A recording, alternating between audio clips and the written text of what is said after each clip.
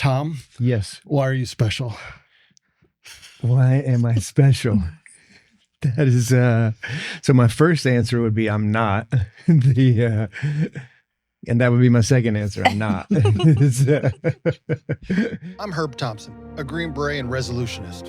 And I'm Corrie Thompson, Herb's less hairy half and branding expert. Our guests come from various backgrounds, but one thing is true. They are special. I know the audience will think you're special. I mean, joined the Army, 82nd Airborne, earned your Green Beret, and then Delta Force. Mm-hmm. And we'll get into that a little bit. But now at Warriors, I think even bigger than all that is what you're doing now at Warriors Heart and helping people get control of their life. So I believe everyone's going to think you're special. I know Corrie thinks the same thing. Absolutely. We always start though, since you did join the Army, what led you to join the Army a couple years ago? Yeah. Wow, a lot of years now. But so my grandfather was a World War II vet, and my uncle was a 3-tour Vietnam vet. Grandfather on my dad's side was, he was law enforcement for almost 40 years. So, I mean, I was raised in that kind of, environment. But as far as for joining the military, that was my uncle and my grandfather on that side. And from as long as I can remember, all I ever wanted to do was join the military. That was it. That's it for me since I was 8-9 years old or something. Now you join the military, but then you go, hey, I'm going to go to selection to earn my long tab, become a Green Beret, Special Forces. What led you down that path? I'm to me one of the most blessed guys in the military. Like the men and warriors that I was with, like even in the 82nd, right, Conventional Army 82nd, like the sergeant major of that battalion was in the book Charlie Rangers from Vietnam. Like there was still, it was 1990, so there was still a lot of Vietnam vets in my brigade sergeant major. And like, just as an example, in the 82nd, right, the not cool stuff. Yeah, McChrystal was one of the battalion commanders there. It was, my platoon sergeant was a Vietnam vet, E6, right? So all of that. So anyway, I had all of these like from the get-go, and I went to the Gulf right at the beginning, like basic AIT. I'd already been to jump school and then right to the Gulf. So it was not the same kind of war as far as post 9/11, but coming from the street to war, it was enough for me. You know what I mean? So it set the tone. And then those men that I had in my life. So I did 5 years there in the 82nd, and I to date with all the NCOs that I've worked with, some of the best ones to date were in the 82nd, man. But for me, it was just, I spent 5 years there. I went to Ranger School really early. So that kind of paved the way for any other school I wanted to go to. I kind of maxed everything I could do there at 5 years. And I was like, man, what's next? I've never really thought about anything other than Ranger Regiment. But that was a whole nother story that didn't happen. But so I went to school, had my tab, but was never in regiment. And so I was like, well, let me try Special Forces, because I couldn't really stay in the 82nd. Like I was always like, I needed to know if I could make it at the next level. Like, do I have what it takes? Do I kind of deal? So in December of 95, I went to SF selection, made it, and then started the Q course there at the beginning of 96. Smart. I went to selection in December too, because I was like, well, I can deal with the cold for me. So I was like, I want to go in the winter months. Like, oh man, for me, it was the opposite. I'm from South Florida originally. Like the first time I was like way country ass dude, and so the first time I ever saw it snow was in Ranger School. Every stupid school that I went to was in the winter. So it was like nightmare. I have PTSD, with the cold. That's that. But in SF selection, it was, it was the best, right? Because you got the heater on your back. Yeah. And you never overheated, you know what I mean? Because all you got to do is open up your blouse a little bit and you were good to go. And went to 7th Special Forces Group. How many, you were there for a little bit, right? Before 6 years, going on the long walk. How did you enjoy your time or not enjoy your time? I loved it, man. But again, so I show up to my team and 3 of the dudes on my team are El Sal vets, right? So again, like I'm being mentored and shown the way by these legendary dudes who had done operations in South America. Yeah, man, the whole Iran-Contra deal, all of that, So okay, here I am with that. And it was all my group time was pre 9/11. And so I loved it, man. I love teaching also. So obviously, if you don't love teaching, you're going to suck in group, you know what I mean? Because that's mainly the job. Yeah, hit on that. Like a lot of people misconceptions because of Rambo. Yeah. Of what a Green Beret is, Special Forces. But what do you see it as? Yeah, for me, it was, I mean, who doesn't love blowing stuff up, shoot back? Like the DA mission, right? So SF does have a wartime, a DA or SR mission, depending on the team. So direct action, special reconnaissance. Yeah, so that was always awesome, but that was the meat and potatoes, meaning like 80% of the rest of the time was teaching, in country. So especially I was in 7th group in Central and South America. And so if you didn't speak the language and you were on an ODA, you weren't going to be on it for long because you had to teach classes. And so I had all these native speakers with me. So, I mean, it was amazing. I loved we did a lot in Colombia. During the war on drugs and all that, right? In the mid to late 90s. And so we stood up battalions of counter-narcotic battalions, for the Colombian army. And so we did everything from basic rifle marksmanship to company live fire raid, right? So the whole piece, it was a 4-month POI. The only thing we didn't get to do was go to war with them. Actually implement them in partner because with them. We weren't, with the agreements that during that time, we couldn't engage, in combat operations. So that was but I loved everything, the guys I was working with, what I was doing. I was on a time would designate a CQB team, so that's close quarters battle, just close quarters battle. Yeah. So, and it was funny because, you only have to compare yourself to who you're around, which is other group guys. And at the time I had gone to SOT, SOT. It was a 4-week CQB, instead of Sephardic. Because at that time, the only people that went to Sephardic was if you were going to the SIF company, whatever they call it. That's all they do is direct action. Direct action. Green Berets who just do direct action, kind of modeled a little bit after the unit. And so I was thinking, when it comes to unit guys and stuff, I've been on a CQB team for 6 years, we crush it, and looking around who we have to compare us to, it's luckily I only said this inside my head, not outside, but it was man, how much faster can you be, man? Yeah. How much, really, how better are they really? I don't really see it, right? Just because of what we had to compare from. Thank God I only said that inside, right? Because once I got out there, that was my first team sergeant or 2IC, when we were doing team CQB is hey man, just, throw chem lights and try to keep up. When you got to when I got, through training and everything and actually on a team, because who had been working together for years. And you're just keep up. And I'm like, okay, bro, and so what I found myself doing was throwing chem lights and trying to keep up, for a few months until, then I got Let's talk about part of why that is. It's just the constant motions and the constant practice. And we'll come back to that later. Yeah. And how that resonates today. Yeah. So it was, everywhere that I went, from conventional, into group. Again, it was in the 90s, pre 9/11. So I went to selection September of 2001. For to Delta. Yep. Wow. So that's, 9/11 happened. 3 weeks later, 2 weeks later, whatever it was, I was at there. And why I made that decision was, like I said, because I love being in group. It was I was in 7th group and I wanted to get to combat. If I would have been in 5th group, I wouldn't have went to OTC. Mm-hmm. I would have went back because y'all. Y'all they were going to go immediate because that was their area of operations, right? But 7th group, Central and South America, is my quickest route to combat is going to be this route. I see. That was my transition, and again, I love being in group. I love the mission, and then the only piece of the mission I had missed was hey, taking those guys you had trained into combat, right? And so that was my why behind, and I just went because I didn't want to regret of not trying. Yeah. Never thought I'd make it. I trained up. Yeah. I was obviously in good shape and stuff, and but I had just come back of a trip from Ecuador 3 weeks prior, and you know what I mean, and you know, and went to that. So So you're already kind of smoked. And for the audience, though, I mean, special forces selection, I would say, is tough. To the average person, it's like impossible. Yeah.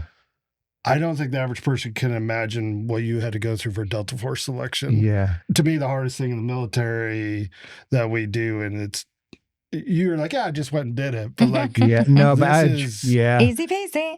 Yeah, it was, I mean, huge train up, everything. But I had already, you know, maintained like this very high level. Again, back to the team guys that I was with, we were constantly pushing each other. Ruck times, run times, lift. You know what I mean? Like, everything's you making each other better. It's so and just to back off a little bit of it is like, and not get deep into the story, but I got sober in 1992, right? So when I was still in the 82nd. Still in 82nd. Yeah, still in the 82nd. And that was like you know, that me and my wife were separated appropriately because of me, you know what I mean? And like for a year, you know, I mean, the only reason why we didn't get divorced was in North Carolina, you had to legally be separated a year before you could get a divorce. Yeah. So we were that, you know, and, but I, you know, I mean, I had struggled with alcoholism my whole life, but obviously I was super high functioning and, but my personal life was a horror show. So got sober, not to minimize that, it changed my life and made me even a better soldier. You know what I mean? Now I was clean and clear and, you know what I mean? And nothing, I didn't have these contradictions with my personal life and my professional life. Do you think you could have went on, earned your Green Beret, went to Delta Force if you had Absolutely not, man. I was just one of the only reason why I hadn't lost my career, lost my marriage, right? But the only reason why I hadn't lost my job in the military is that I didn't get caught. Right. And I was like this golden boy. Right. So any of the things I was screwing up were like, you know, I mean, hey, he's a performer, you know, but absolutely, if that train would have continued going on, no way I wouldn't have got out of the 82nd. I would have eventually got in trouble being drunk on duty, DUI, like, so it was just a matter of time. Yeah. So it was, for me, a total God thing, you know what I mean? That all of that lining up. So, but no, my military career would not. Yeah. And in doing that, man, you know, I mean, like the whole sobriety, the whole God thing and all of that, I was like, cause I had no relationship with God. I kind of hated God and, not kind of a lot. And, so it was, I was like, man, if I go and do this sober following God thing, you know what I mean? It equals me not being the warrior that I want to be, right? Because they didn't, in my mind, in my experience at that time, they didn't coexist. Just based off of what I knew and seen. But what I found out is like, not only did they coexist, like it just made me a more lethal, more quicker thinking, all of it, you know, it just as an X factor. And speaking of God, he used that experience and your capability of experiencing sobriety as a warrior to bring you where you are today. So talk to us about how you came to the decision to open Warrior's Heart. Okay. So it all ties back into that whenever I got sober, right? And a lot of people have different definitions of what that means, you know, but when I say sober, I mean, obviously not drinking or using drugs, but it's mind, body, and spirit, right? Like my home life, my relationship with my wife, my children, like to whom you're still married. I think that's right. We ended up getting note. back together. Important note. We got back together, and we met her yesterday. Yeah, like, beautiful, lovely, awesome. lady. She's real. And so that was so whenever I say sober, it's mind, body, spirit, and it's not like just like I went to meetings. I had a sponsor. I was sponsoring guys, like getting after it. It wasn't a side gig for me, right? Even though I was on active duty, especially before we had kids, like that's what we did. You know what I mean? We helped people and we worked, you know, and that's so, and then laying the foundation as I got sober on Fort Bragg. So my sponsor and the men that I was around were all military guys, right? So we spoke the same language, had the acronyms, you know, I mean, like same shared experience, which, you know, ends up translated into Warrior's Heart. Like, you know what I mean? But I kind of had that. It wasn't impatient, but that's who I surrounded myself with, you know? So it was a big deal. Then all of that time, you know, so in sobriety and I mean, I would be in Iraq, you know, on the Iridium sat phone calling my sponsees like, Really? Yeah, I'd be like, hey, yeah, did you go to a fucking meeting? You know what I mean? Like, what are you doing? You know what I mean? Like, who are you sponsoring? You know, depending on who they. But it was my attachment to reality. Yeah. You know what I mean? It was my connection to, because we know what combat is. Very surreal. It's very lethal. It's very, it is what it is. You know what I mean? And when you're doing it effectively, one would think that it contradicts that way of life, but it doesn't, not based on my belief system. Yeah. But yeah, so when I say sober, it means like, wasn't a side gig. I was equally as passionate about that as the military and my family. So to your question of whenever we got out, a whole bunch of stuff happened in between.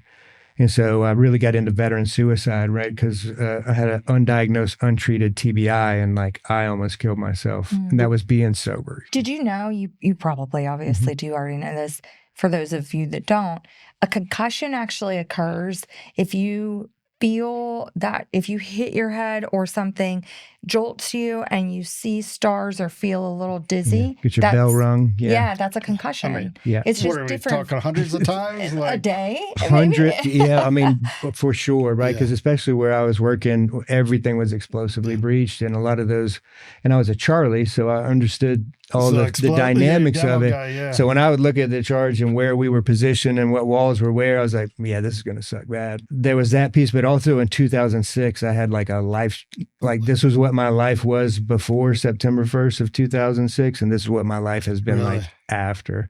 And I ate a 82 millimeter mortar round probably 20 yards away from where I was. So that was, again, and that was in a 6, and I didn't stop deploying until 9. So there was 4 more deployments on top of that. So it was just on top of, but during those times, everyone I knew had been blown up. You know what I mean? It wasn't. No one was walking around healthy. No, and no one knew it wasn't really a thing. You know, like TBI, like whatever, man. Like I'm performing, I'm doing good. And like, you know what's interesting is the brain actually I always say, those of you of special forces, you excel at everything. And even just your physical capability of withstanding things like that. Those types of blasts can actually damage people in a normal basis where they literally can lose function. They could become paralyzed. They could even die from that explosion. Yeah. So I think I just wanted to emphasize that to express how significant it is that so many of you were enduring that on somewhat regular basis, even of those bigger explosions. The average human couldn't have done what Correct. I mean, Correct. The above average human couldn't have done what but that's where, like, because like I couldn't have this conversation like how we're talking right now in 2010. Sure. I mean, I was not, you can ask Lori, you know what I mean? Like anytime after morning, brain would be doing pretty decent, depending on if I slept and how big the headache was. But anything like after 1 p.m., like I was just good for manual labor. Like, you know, I mean, I would get lost in Walmack. I mean, I was on Bragg for 21 years, you know what I mean? So it was like I was SOCOM Care Coalition, like absolutely saved my life. I mean, they had to hand carry me to appointments. Like, and I went from the back gate of where I worked to where I lived at, you know what I mean? There's like 4 turns, and I did that for 10 years straight. And I would have to plug in the GPS, my address, like, because I wouldn't know where I was. Is that because you didn't want it? Like you could not function. Your brain wasn't.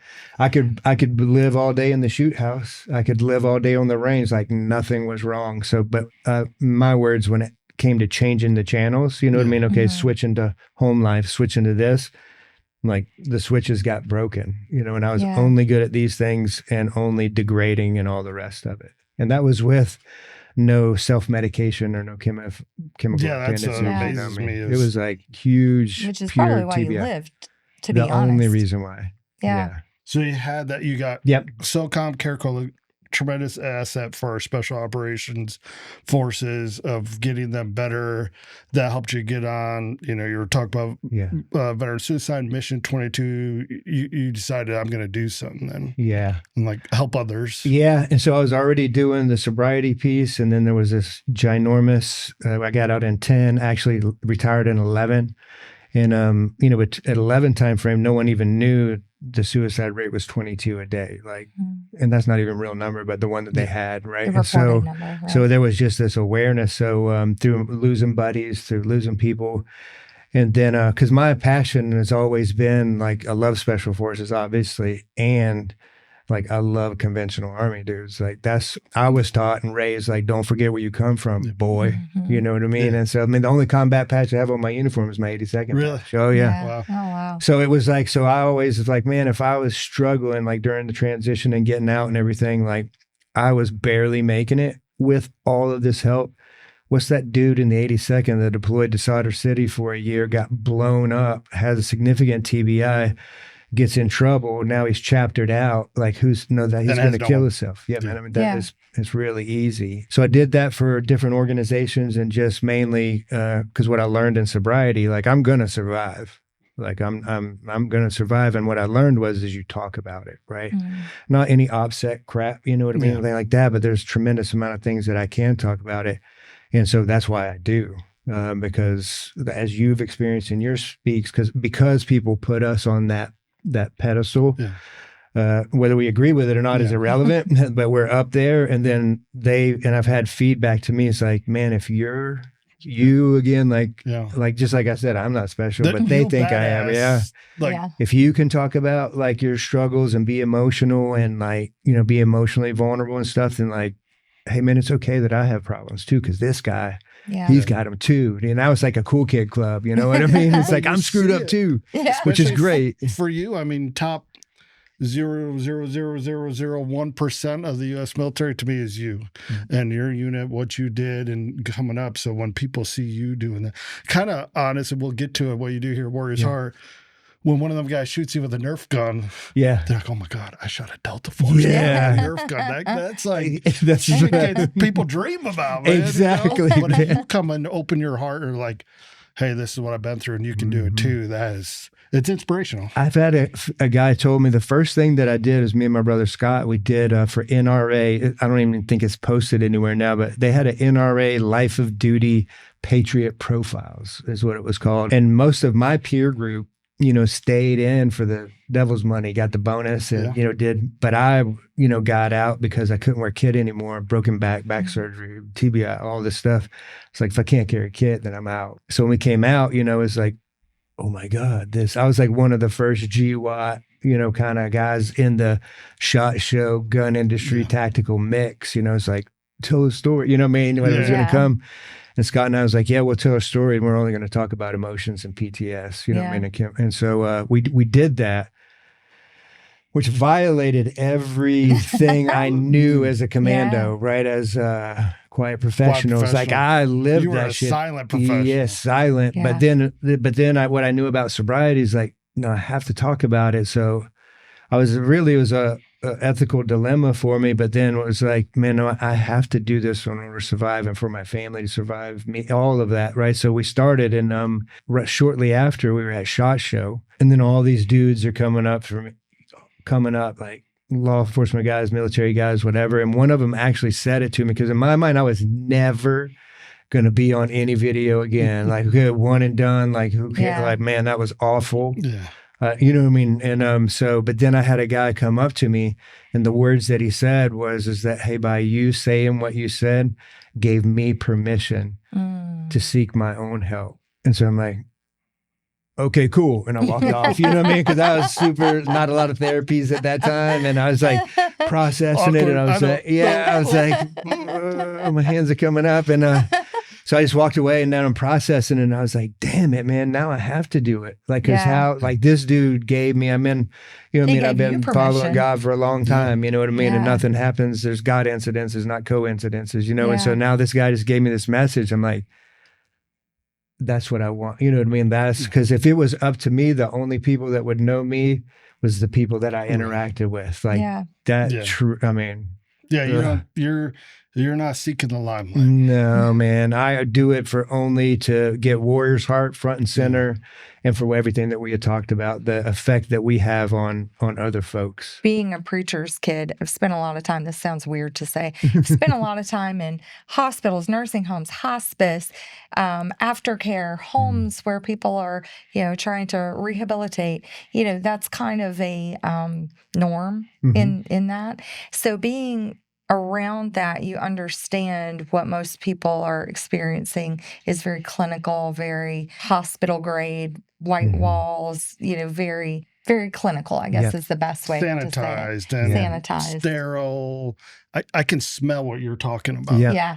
And the moment that we walked up, the very first place that you took us was to intake. And what was said was, welcome home. Yeah. As every person walks through the door and you walk into a home, it's a beautiful, warm feeling. And it just gives you that feeling right off the bat where you're able to kind of drop your guard. Yeah, because it's real. Yeah. So as you all really thought through this process, you thought about your own experiences, right?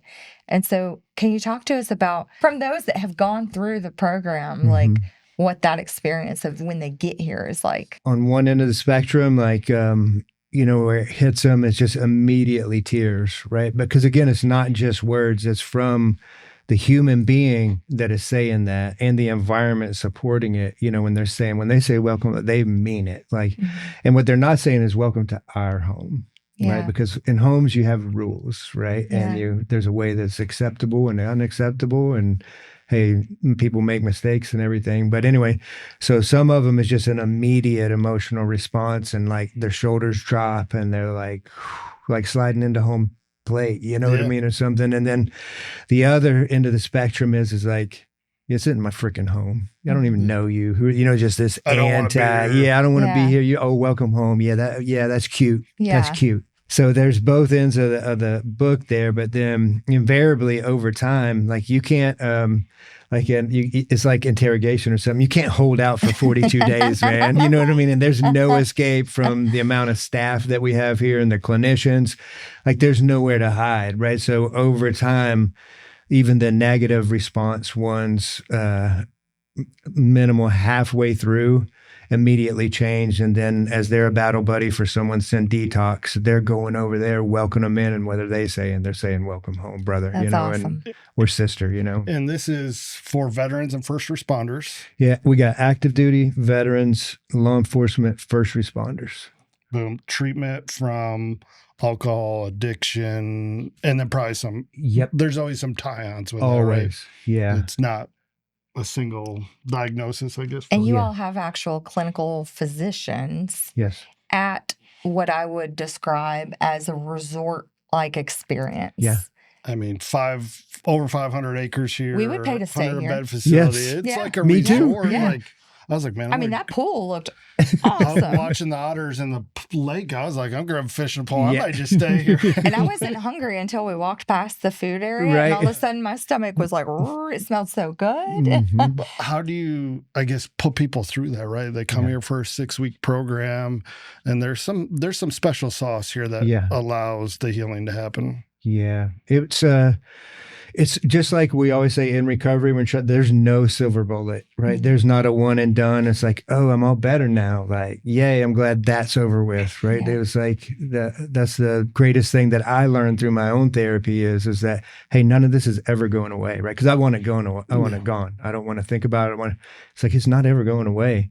But what is going to go away is the intensity and the inability to talk about it, the inability to process it, all of that, the inability to integrate, mind, body, and spirit. There's not any new age, wow, golly things we do here. Fairy dust. Is we do a lot of ancient things, what humans have done throughout the years. Obviously, we have our licensed clinicians that have their protocols that they use and different therapies that go in there, whether it's CBT or, ART, all kinds of alphabet soup they do in them. But the real thing too, that makes this, the amount of clinical support that we give is a big thing. The Lifeline is a big thing. The peer network that's here is a big thing. Warriors, healing warriors. You know what I mean? That is, and then the environment of care, because we don't save anybody's life, right? That's where we're not saviors, but what we do is we assist them in them saving their own life.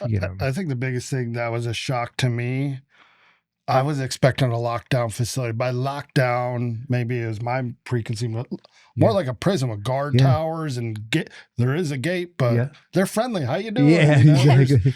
We got the impression it's more to keep people out. It's more to keep people out, not keep people in. To keep people in. How Why is that? Yeah, so the thing that we ask them eventually, without saying it, what we're going to ask them to do is be emotionally vulnerable, which is the last thing that anyone from this population wants to do, right? Like they want to run into a burning building, they want to run into a gunfight, do anything, but look, what's in here. But that's what we have to do, right? Now it's time to do real courage, not just what you're good at, and so in order for any human to be emotionally vulnerable, you have to be in a secure environment, which security then means safety. And if I'm safe, I can open up because I don't have to worry about my physical security. I don't have to worry about my emotional security either, because like all these people just care about me and want me to have a better life. Like most people have never been in an environment like that. Somebody's always had an angle on something. Yeah. You know what I mean? But not here. The only angle that we're trying to get at is for you to have a wonderful life, right? That's the only thing. So the people that we have here, obviously, it's the staff that makes it. Yeah, we have the property. Yeah, we have the rules, the structure, the secret sauce on the flow of the curriculum and all of that stuff, and the mission Amazing file. programs. But without the human beings that are delivering all of that, then this is just another place. It's nice, but it's the humans that mean it. And we got 150 staff here just in Texas. So. And you can feel, we talked about it. You can feel it's going to sound a little hippie. Yeah. I love it. You can feel a positive energy around. And it must be super positive energy for Herb to be admitting that he felt that energy. I was ready to hug people. I was like, man, what's going on around here? But also, I think it is important to note that it isn't a lockdown facility, because we talked about it on the way home last night. Like, what would stop her from healing immediately? Yeah. Thinking that someone was making him stay here. Yeah. Oh, yeah. He immediately, that's the only thing freedom. he would fixate You mess on. with my freedom, and I did not do well in SEER school. You know what I mean? Come in the cage, buddy. Yeah. So I think that's super important so they can focus on healing. Yeah, because it's a volunteer organization, right? Like, so the willingness has to be there. They can't want to be better more than I want them to be better. Mm-hmm. That won't work, unfortunately. But they gotta want it. They gotta want it, and it's back to what we always talk about. What this population truly understands is training, right? Trained, untrained. You know what I mean? It's like, hey, have you ever received training on how to process emotions and have tools for dealing with trauma and not drinking or drugging? And it's that's like day 4 of the special forces qualification course. No. And they say no, right? Yeah. And it's like, okay, well then doesn't it make sense that you struggle? Just like when I was first shooting pistol from 25-meter bulls, like, and I'm all over the target, and it's like, hey, why are you missing? And it's like, well, because you haven't seen appropriate training. But once I got the training and then I put in the work, now I'm doing the results, right? Yeah. So this is a training course, and it's initiative based. If I choose to hold on to some stuff and not let it all go here, well, I'm going to get the results of that, which is the same results I've always got. But if I go all in, and it's kind of like back to our words, like in the Q course or any training, like you don't go to the instructor and say like, hey, why don't we try it this way? You know what I mean? Because I'm so knowledgeable and like I'm so successful. Yeah. It's like, because that's what a lot of times, folks have trouble dealing with. And I had trouble dealing with was the concept that was the truth. And that was the best that I could do got me here. Mm-hmm. And there's nobody's fault but mine, because I didn't listen to anybody. I did what I wanted, when I wanted, how fast I wanted, how much I wanted. I didn't care what you thought. Yeah. You know what I mean? So now that got me to my bottom, right? Mm-hmm. So that's the first thing that I have to accept is like the best that I could do got me here. And when I do that, then I'm kind of open to what you got going on. Yeah. Like, you know what I mean? If what I got going on didn't work, like, hey man, how are you doing this successfully? And so it's just that it begins to get open-minded. And then once someone is willing to be a little bit open-minded, we have all this experience and all these people ready to receive. I love that too, because we'll say often, like the mindset to become a good operator, earn a Green Beret, SEAL, Ranger, Delta Force, is not because, hey, let me ask for help and I'm going to process my... It means I will not ask for help. Yeah, I'm going to push myself to the limits and maybe die to get to my goal. Yeah, right. So just a little bit on that too. It's like all the selection process guarantees a lot, right? If you pass these gates, it produces a profile of this, you know what I mean? Whatever. It's like, so there's a lot of things that it produces, but two things it guarantees is that, number one, I will never ask for help. And number two, I'll never quit. Yep. So then I used to say to my buddies, hey, bro, if you need any help, let me know. That's counterintuitive. Like, because, so then I was like, whoa, like it's my responsibility to know you and call you up and say, hey, Herb, how you doing? You're like, oh, I'm doing good. It's like, okay, cool. What's going on? Good. Tell me what's good. You know, and it's like, it's like, okay, so it's not good. So to what's going on? You know what I mean? Well, bro, you know what I'm saying? So without that, it's a narrative shift, you know, where if I'm concerned about somebody, then I have to take the action. I mean, it does take the willingness on the other folks. Man, you know, I'm glad you said that, because so many people are always like, hey, just reach out, or hey, reach out if you need some. Yeah.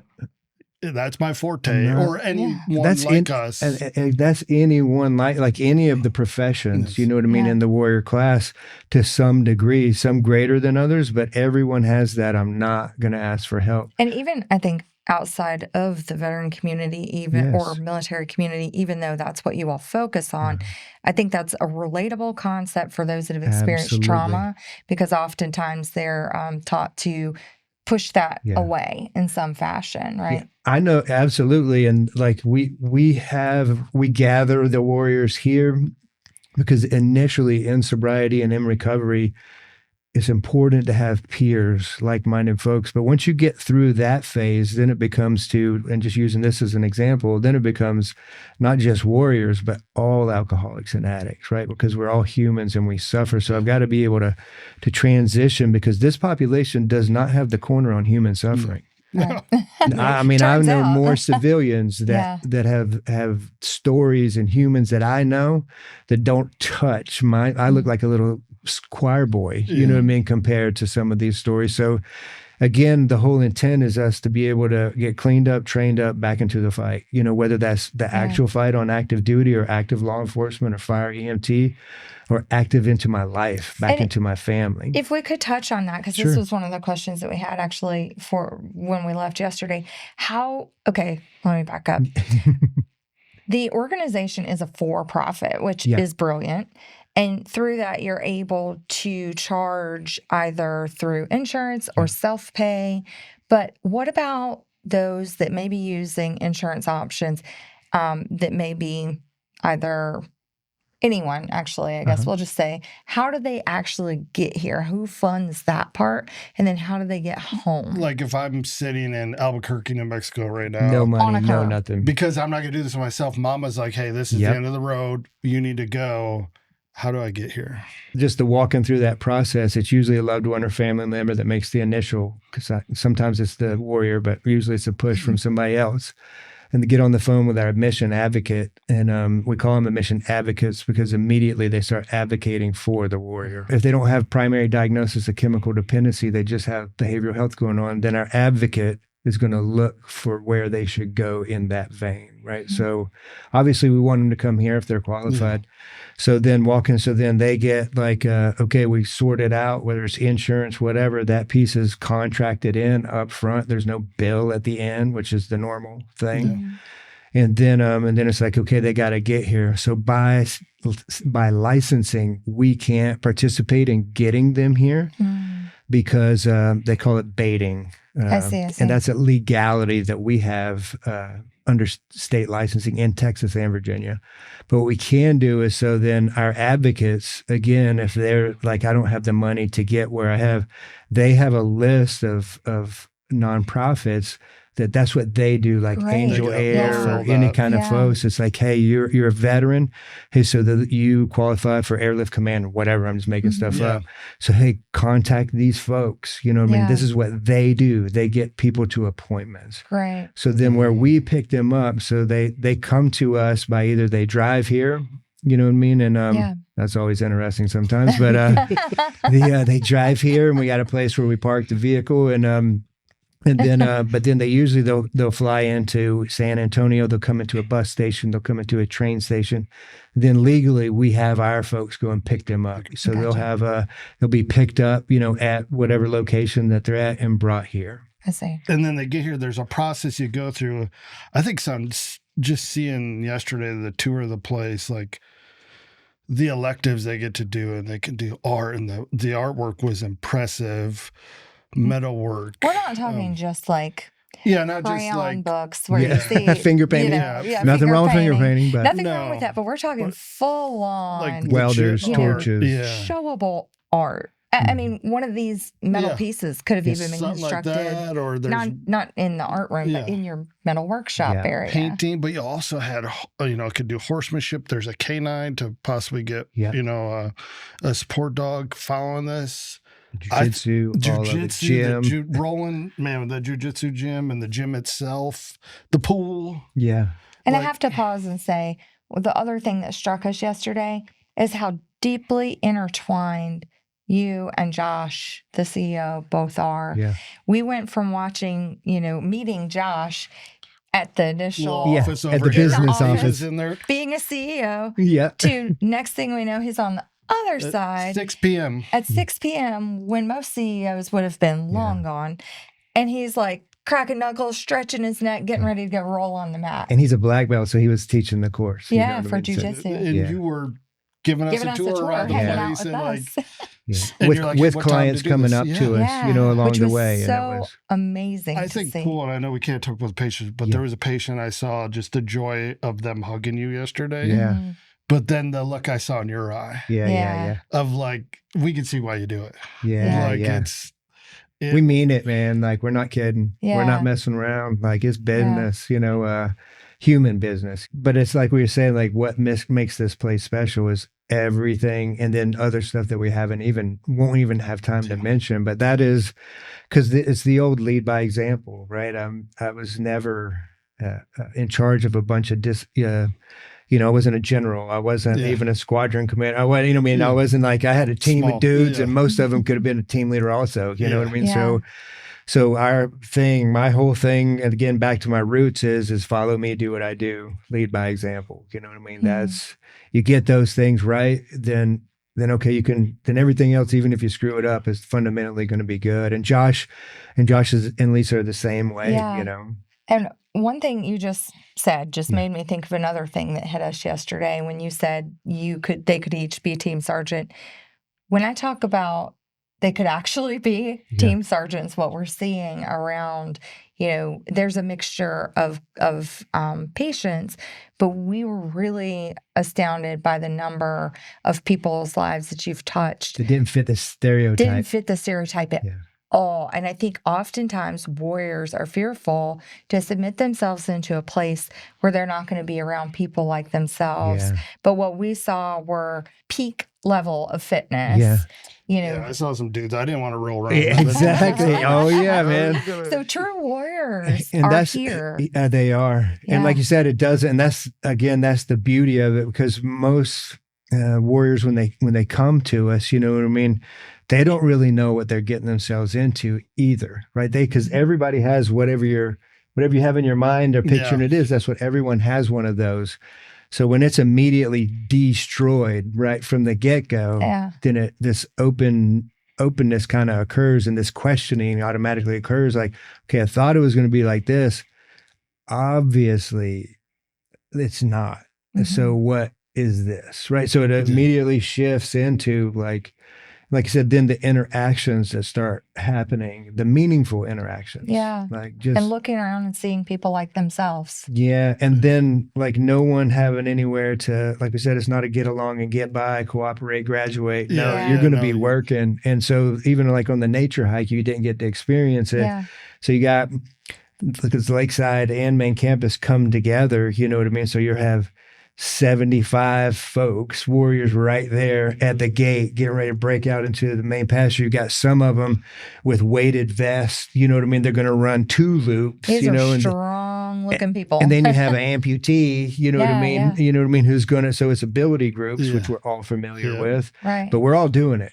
You know what I mean? We're all getting out there and doing it, unless someone has and a lot of our folks are really banged up. So it's like, hey, we have an alternative thing for them to do too. Yeah. But it's not a cookie cutter. It's not a one size fits all. Like, we meet them where they are in every aspect, whether that's clinically, medically, functionality. And you've helped over 4,000 in 10 years. Yeah. April will make 10 years. Yeah. It's incredible. That's a lot, huh? It's a lot. Yeah. And then how many canines have you placed? Talk to us about that. So we're over, I know we're over 450. So just briefly on that, we have our canine program. Cash runs that. Amazing. Part of it is the kennel care and everything. If warriors just want to participate in caring for the dogs and doing some training with them, but they don't want a service animal, then, that's what they do. But if they do want a service animal, one that we have, and we have everything from Chihuahuas to Great Danes. It depends. What's that? Rehab, like rescue. Most of the dogs are rescue dogs, and some of the dogs that we have, like they were trained, they failed out of the bomb course, but they're obviously behavioral wise, everything, and they're purebreds and all of that. So it's hilarious. You'll have like this big 240 pound, 6'4" dude with this little bulldog, you know what I mean, or something. But what they do is that if they want a canine, then they go into what we call the academy. And so most of their elective time is spent training, because that's what we've seen with service animals is that most of the warriors that receive them, they don't, canine's going to be a canine eventually. And if they don't know how to train them and get them back on board, then they do. And we didn't get to go into it, but we have like a bed in there. So the warriors start training the canines specifically to their needs. Like if they have night terrors and everything, that's why we have a bed in there. So they start training the dog to do night terrors. We had like one client, and canines magical, but one of our warriors, would go into, and I'm going to screw up the clinical terminology, but he would basically kind of like whenever he would be triggered, an event would come up, like he would kind of disassociate, right? And kind of need to hide. And he was getting way better over time, but an event happened, and the team surrounded him and got his canine. And but what brought him out of that was tactile sensitivity. So the canine would come and just nibble on his face, like just not lick him, like nibble on his face, and then he would come back, and because had a lot of trauma, a lot of stuff going on, and so again, and that guy is still sober, so still doing great and wonderful, and and still everything that we mentioned with the electives is, it's not just a good time, I mean, everybody has it's a purposeful thing that gets them. Some of them is jujitsu, some of them is canine, some of it's doing art, some of it's talk therapy, some of it's by the fire pit. Yeah. Some of it's fishing by yourself and you have a spiritual experience. I don't know. You know what I mean? It's like, but that's where it's all. Where, by the way, we saw at least 5 otters happily swimming, deer bouncing around everywhere. I don't remember the name of that animal. Like Harry Davids. Yeah. Harry Davids. But you said something about the dogs that I think it was healing at both ends of the leash. Yeah, because they're like rescue humans and rescue, canines. So I mean, and how many have you placed? Over 450. 450. Over the years. Wow. Yeah. How, I guess, helping 4,000 plus people, 450 plus dogs. We talked about this a little bit. How do you take care of Tom? Spooner, Mr. Spooner. Yeah. How do you take care of you? Yeah. So the first thing is doing what I'm supposed to do every day, right? Because I've been in the game a long time, 33 years, hadn't seen it all, but I've seen a lot, and a lot of times with our population, well, anyone, but just talking about our population, is they'll get into service, right? Service work, because we're service oriented, but they'll hide there. Mm-hmm. You know what I mean? Like, and what happens in the brain, because I've done it, is that, well, man, I'm doing this great work and helping all these guys. I have to be okay, right? So I stop working on myself and going to therapy or doing my step work or doing my savers, whatever my thing is, right? And but meanwhile, I'm going down. It's going to catch up to me, right? So back to that is like, there's no days off for me. Like I wake up, I do my prayers, I do my meditation, I do my reading, I make my plans for the day, and then I start getting after it. And then throughout the day here, specifically on site, like I have to have little recharges. We didn't get a chance to go to Mason Creek, But if we would have went down there, you'd have said like, oh yeah, that's why you come down here, Yeah. right? Because it's where I get filled back up because, by position, I'm the problem guy. You know what I mean? Like, so, and they're real problems, And not just drama. Real baggage that you're and lifting. Yeah. And it's really like, this is hard, emotionally hard, physically hard, time consuming hard work for every staff member on this property, right? So we have one of our core values is personal development. But the question that you ask is, how do I do that? Is I have my own routines, you know what I mean? And I have my support system. And above, we haven't spent much talking about this, but the only way that I've made all of that is because of my wife and my sons. You know, I mean, without, I don't know, maybe I could have done it without, I don't know. That's hypothetical, but I know that because my wife, you know what I mean, is the Spartan queen, you know what I mean? Like, she doesn't suffer fools, and so she's going to be, so it's like she got some spunk in her. Yeah. It's like she demands, and not from a demanding way, but in an appropriate way of me being my best, accountability, my best self. Like, we all have bad days. And, obviously y'all's relationships, sometimes it's 100-0, What do you whenever. mean? No, yeah, exactly. Well, just the relationship part. Yeah. So it's totally kidding. So without that, you know what I mean? Because my family makes me who I am.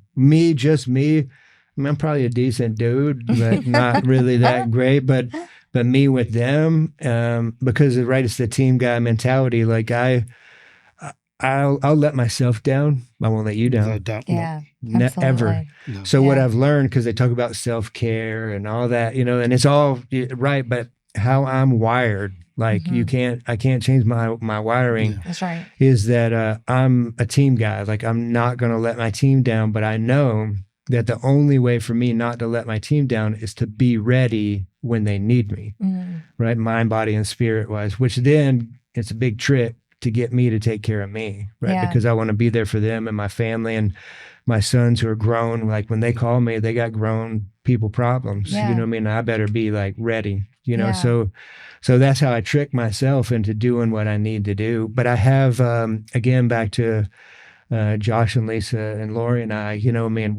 we're teammates, man. Like, they think the same way, right? Obviously, or we wouldn't be partners for as long as we have.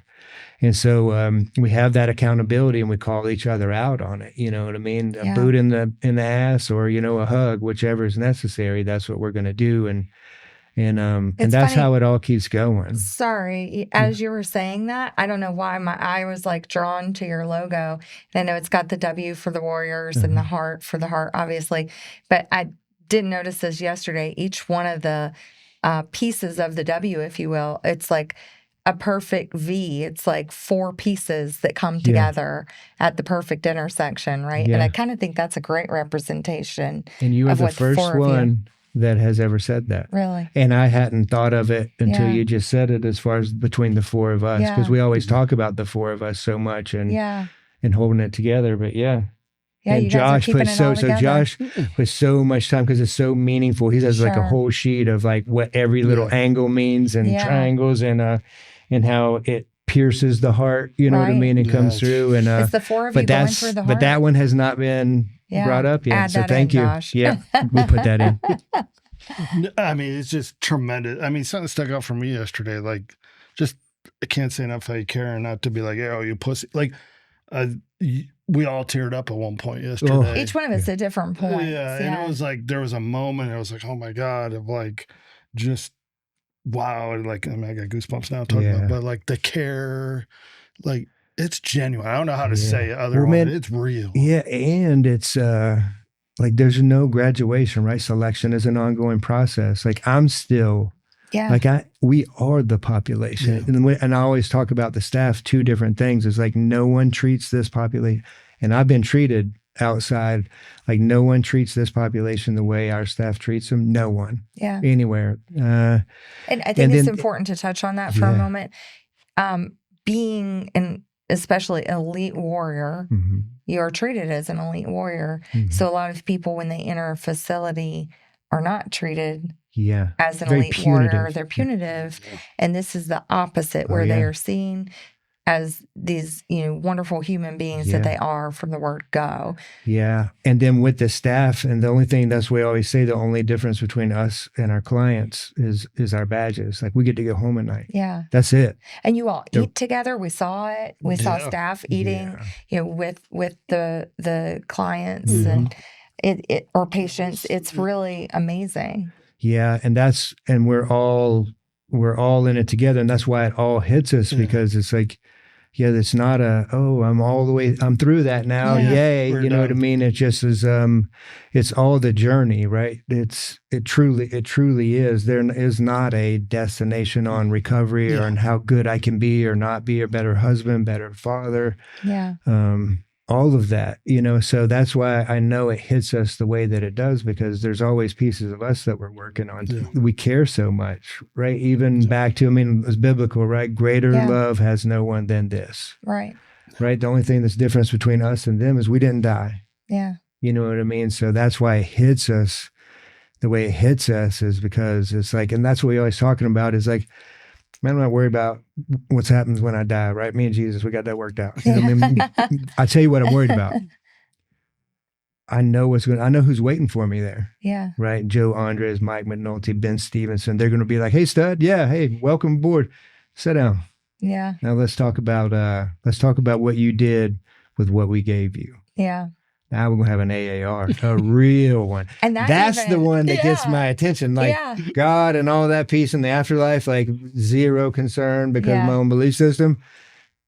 What keeps me driving on is like, I got to answer back to those men that were always in my life. Like, you know what I mean? And it's that like, even circles back to the Native American beliefs that it is your obligation and your duty, once you've learned something, to impart it upon another person.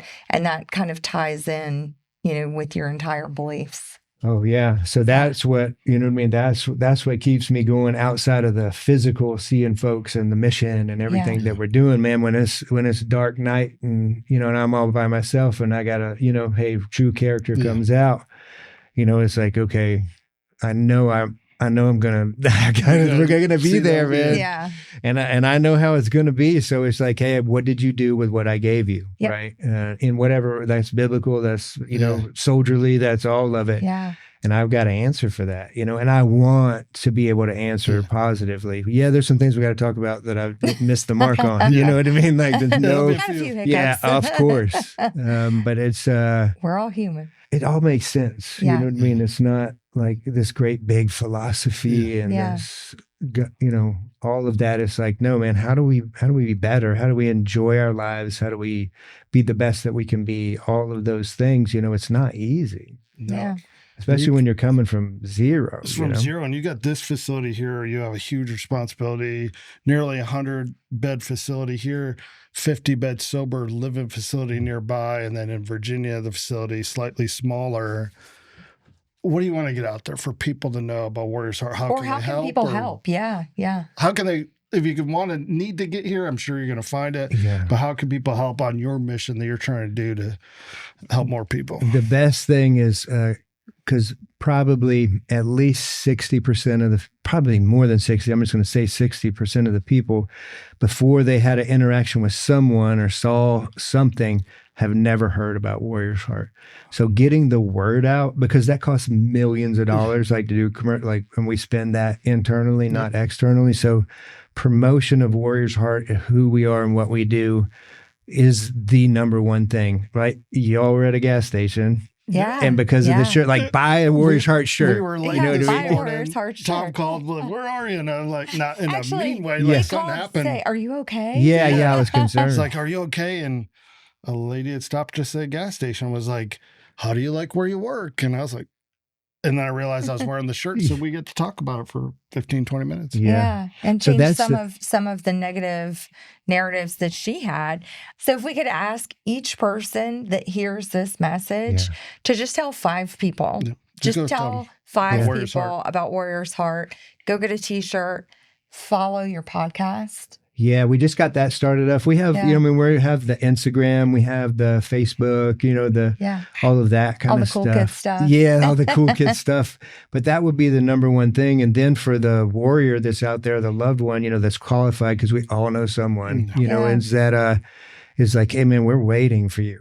To welcome you home. Yeah, like it's 1,000-pound phone. I get it. It's the hardest thing in the world to do, to ask for help or to accept help, or to acknowledge that you need help. Yeah, so we're just, the best. The not cliche things, like it feels like you're alone. It thinks like you're alone, but you're not alone. Like we're all here, but we got to get you here. You know what I mean? And we're waiting. And like a lot of our admissions advocates, whenever they answer the phone, I'm gonna get emotional about it. But it's like